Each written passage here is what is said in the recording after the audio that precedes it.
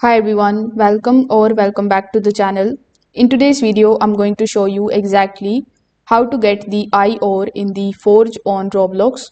Now, this material is important for crafting the special items and the upgrades. So first of all, you need to open Roblox and then you just have to simply join the Forge game. Now, once you spawn, you need to head to the mining or the underground area where the rare ores are found. So now once you are inside, you just have to simply look for the eye ore nodes.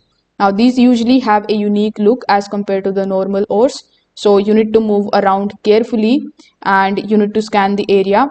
Now here you need to make sure that you have the correct pickaxe or tool that is required to mine the eye ore.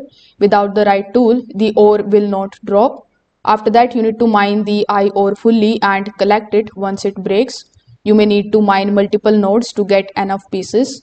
If you are not finding the eye road easily, you can try switching the servers or checking the deeper zones where the rare materials are spawn more often.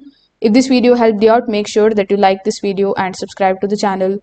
Thanks for watching.